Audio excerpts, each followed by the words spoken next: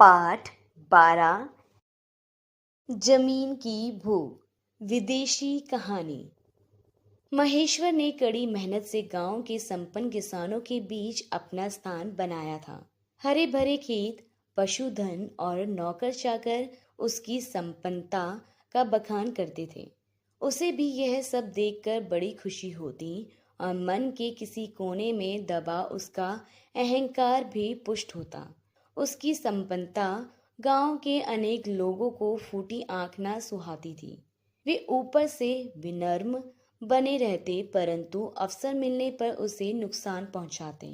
वह बड़ी विनम्रता से उन्हें समझाता, किंतु उन पर कोई प्रभाव न पड़ता। उसका सबसे समीप का पड़ोसी उसे नुकसान पहुंचाने में सदा आगे रहता। जब उससे सहा न गया तो उसने अदालत में अर्जी दी। परिणाम यह हुआ कि 2-3 लोगों को अदालत ने जुर्माने से दंडित किया। लोग महेश्वर से बैर रखने लगे। एक दिन महेश्वर अपने घर के बाहर चबूतरे पर चारपाई बिछाए बैठा था। एक परदेसी किसान उसके घर के सामने से निकला। उसने महेश्वर को बताया कि वह सतलुज पार से आ रहा है। वहां उपजाऊ जमीन यूं ही पड़ी है। वहां की बस्ती में नए बसने वाले किसान को 20 एकड़ जमीन मुफ्त मिल रही है। वहां रहकर खेती करने वाले किसान बड़ी जल्दी संपन्न हो जाते हैं। वहां के लोग संपन्न भी हैं और व्यवहारिक भी। वे चाहते हैं कि उनकी बस्ती बड़ी हो और अधिक लोग वहां रहें। महेश्वर अपने गांव के लोगों के व्यवहार से असंतुष्ट तो था ही। एक दिन गांव छोड़कर परिवार के साथ उस स्थान पर जा पहुंचा जिसकी चर्चा परदेसी किसान ने की थी। एक बड़े गांव की पंचायत में सम्मिलित होकर उसने जमीन का पट्टा प्राप्त कर लिया। सम्मिलित जमीन में से उसे और उसके परिवार के लिए 100 एकड़ जमीन दे दी गई थी। वह मेहनत से खेती करने लगा। अब वह पहले से भी अधिक संपन्न हो गया। उसने अपना नया मकान बनवा लिया और बहुत से जानवर खरीद लिए। महेश्वर आराम से रहता था और अपनी सफलता पर गर्व करता था।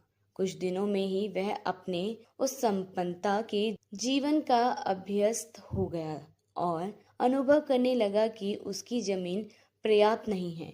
यदि कुछ और जमीन होती तो वह उसे अधिक सुख सुविधा का जीवन व्यतीत करता। यह मनुष्य का स्वभाव है कि उसको जितना सुख मिलता है वह उससे अधिक सुख प्राप्त करने की कामना करने लगता है।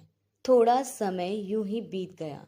एक दिन किसी सौदागर ने रात्रि व्यतीत करने के लिए महेश्वर के किवाड़ खटखटाए और अपना प्रयोजन बताया।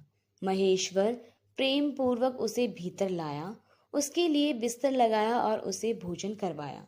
सौदागर उसके व्यवहार से प्रभावित हुआ और वे लोग बातचीत करने लगे। जमीन और खेतीबाड़ी की चर्चा हुई। सौदागर ने उसे बताया कि वह नितानी नदी के उस पार से आ रहा है। वहां इतनी अधिक उपजाऊ जमीन खाली पड़ी है कि जितनी चाहे लेकर जोत लो।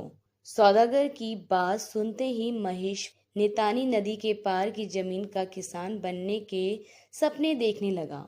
उसने अगले दिन सौदागर को विदा किया और सौदागर द्वारा बताए गए स्थान के विषय में आवश्यक पूछताछ की। संतुष्ट होकर उसने वहां जाने की तैयारी आरंभ कर दी। वहां के लोगों को भेंट देने के लिए उसने चाय के डब्बे, मिठाई, कपड़े और अन्य अनेक वस्तुएं ले ली। घर की देखभाल का कार्य पत्नी को सौंपकर और एक आदमी अपने साथ लेकर वह यात्रा पर निकल पड़ा।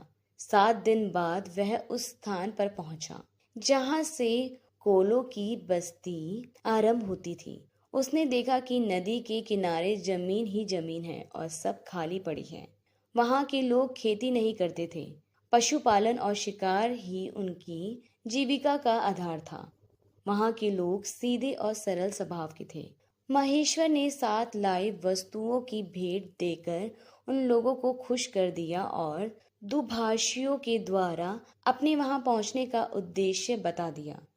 लोगों ने भी महेश्वर का उत्साह से स्वागत किया।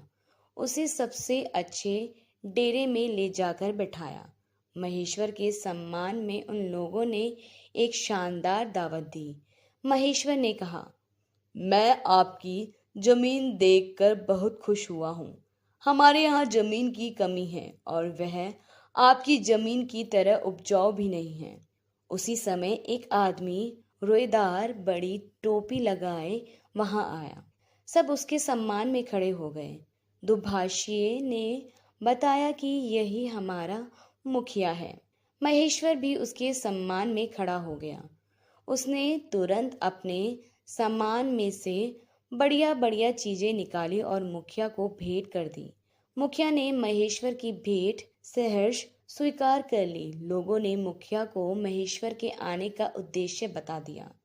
मुखिया ने अपने साथियों की बातें सुनकर महेश्वर से कहा, हमारे यहाँ जमीन की कमी नहीं है। जितनी चाहो अपनी पसंद की उतनी जमीन ले लो। महेश्वर ने कहा, मैं चाहता हूँ कि जो जमीन लूं, कस्बे की अदालत में उसकी पक्की लिखा पढ़ी हो जाए। जब मुखिया ने महेश्वर की शर्त मान ली, तब महेश्वर ने पूछा, जमीन किस भाव मिलेगी?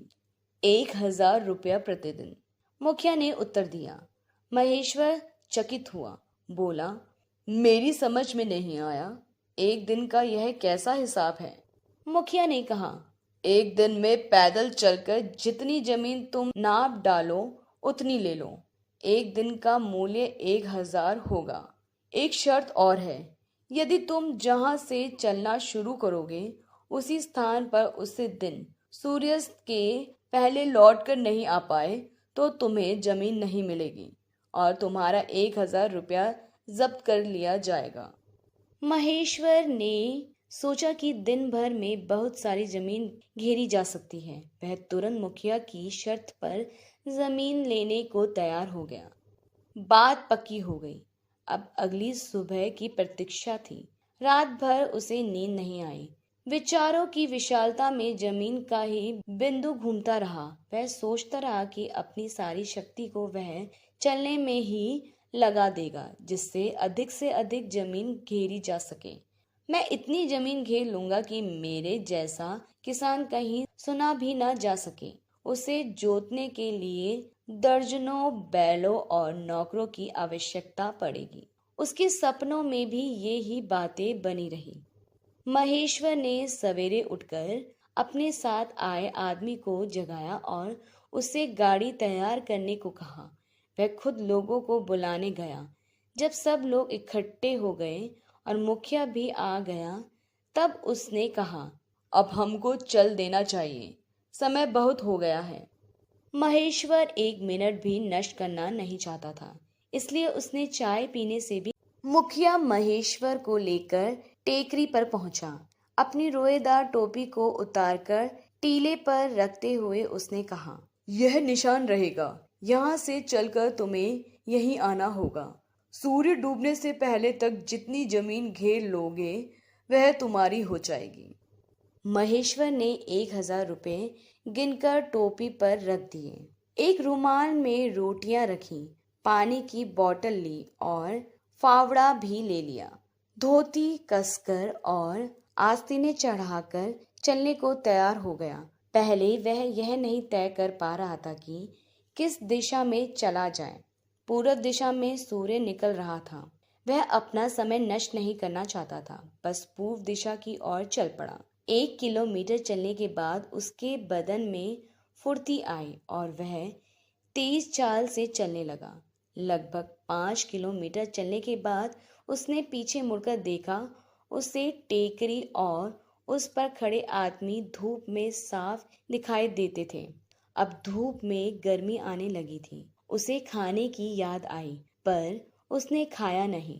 टोकरी उतारकर कंधे पर रखी और अपनी चलने की गति को तेज कर दिया। उसने पीछे मुड़कर देखा तो टेकरी कठिनाई से दिखाई देती थी। उसके ऊपर चलते हुए लोग चींटियों की तरह रेंगते से लगते थे। उसने सोचा, काफी दूर निकल आया हूँ, अब लौटना चाहिए। उसका शरीर पसीने से तर हो रहा था और उसे प्यास भी लग रही थी। उसी स्थान पर उसने गड्ढा बनाकर उस पर घास का एक डेरा लगा दिया। जिससे पता चले कि वह कहाँ तक आ गया है। पानी पीकर वह बाईं ओर मुड़ा। जैसे जैसे वह आगे बढ़ता, उसे अच्छी उपजाऊ भूमि दिखाई देती। उसका लालच बढ़ता जाता और वह चलता जाता। दोपहर हो रही थी और सूरज उसके सिर के ऊपर था। वह अब कुछ थकान का भी अनुभव करने लगा था। थोड़ा आराम करने के लिए वह एक स्थान पर बैठ गया। फिर उसने रुमाल से रोटियां निकालकर खाई और पानी पिया। वह बैठा ही रहा, लेटा नहीं। उसे डर था कि कहीं नींद ना आ जाए। खाना खाने से शरीर में कुछ नई शक्ति आ गई। उसने फिर चलना आरंभ कर दिया। काफी लंबी भूमि नापकर वह बाईं ओर मुड़ने ही वाला था कि उसे जमीन का एक बहुत उपजाऊ टुकड़ा दिखाई पड़ा। उसने उसे भी नाप लिया। उसने गड्ढा खोदकर उस पर घास का ढेर लगाकर अपना निशान बना दिया। अब वह फिर मुड़ गया। टेकरी की ओर देखा, पर वह दिखाई नहीं दी। उसने सोचा कि वह अधिक दूर निकल आया है। अब इस दिशा में कुछ कम ही नापूंगा। इस तीसरी भुजा पर उसने तेजी से अपने कदम बढ़ाए। बड़ी कठिनाई से वह 3 किलोमीटर ही चला था कि देख सूरज ढलने लगा है। उसने अनुमान लगाया कि वह टेकरी से लगभग 15 किलोमीटर दूरी पर है। इस दिशा में अब और आगे बढ़ना उसने ठीक नहीं समझा। अब वह सीधा टेकरी की ओर चलने लगा। यहाँ पर भी उसने गड्ढे पर घास का डेरा बनाकर निशान बना दिया। अब महेश्वर इतना थक गया था कि उसके लिए आगे चलना कठिन हो रहा था। धूप और गर्मी ने उसकी सारी शक्ति क्षीण कर दी थी। पैरों में छाले पड़ गए थे और टांगे उठती नहीं थी। सूरज ढल रहा था, इसलिए आराम करने के लिए भी समय नहीं था। फिर भी वह तेज चाल से आगे बढ़ रहा था। उसने टोकरी, टोपी, जूते सब फेंक दिए। उसकी सांस फूल रही थी। बार बार यही सोचता था कि सूरज डूबने से पहले टेकरी पर कैसे पहुंचूंगा। अब वह दौड़ने लगा। उसकी छाती जोर से धड़क रही थी और वह डर रहा था कि थकान के कारण गिरकर कहीं मर न जाए। पर उसने दौड़ना बंद नहीं किया। वह उन लोगों के सामने हार मानकर अपनी हंसी नहीं कराना चाहता था। सूरज क्षितिज में समाया जा रहा था। महेश्वर भी अपने निकट के स्थान पर आ गया था। टेकरी पर खड़े लोग चिल्लाकर उसे उत्साहित कर रहे थे। उसे टेकरी पर टोपी और उसके निकट बैठा मुखिया साफ दिखाई दे रहे थे। उसने निराश दृष्टि से सूर्य की ओर देखा। सूर्य धरती के नीचे धंस चुका था। महेश्वर जान गया कि टेकरी तक पहुंचते पहुंचते अंधेरा हो जाएगा। उसके मुख से एक चीख निकल गई। उसकी सारी मेहनत व्यर्थ हो गई थी। टेकरी पर लोग अब भी पुकार रहे थे। वे ऊंचाई पर थे और अब भी उन्हें सूरज दिखाई दे रहा था। महेश्वर ने भी देखा कि टेकरी पर अभी धूप है। अपनी सारी शक्ति समेटकर उसने लंबी सांस खींची और वह आंख मूंदकर टेकरी की ओर दौड़ा। टेकरी के पास वह मुंह के बल गिरा और मुख से चीख निकल पड़ी। उसके हाथ टेकरी पर रखी मुखिया की टोपी तक पहुंच चुके थे। मुखिया ने कहा, देखो भाई, इसने कितनी जमीन ले डाली है। महेश्वर का नौकर दौड़कर आ गया। उसने महेश्वर को उठाना चाहा। महेश्वर के मुंह से खून बह रहा था। वह मर चुका था। मुखिया के आदमी दुखी भी थे और महेश्वर पर हंस भी रहे थे। नौकर ने महेश्वर के लिए कब्र खोदी और उसे उसमें दफना दिया। महेश्वर के लिए अब केवल 2 मीटर जमीन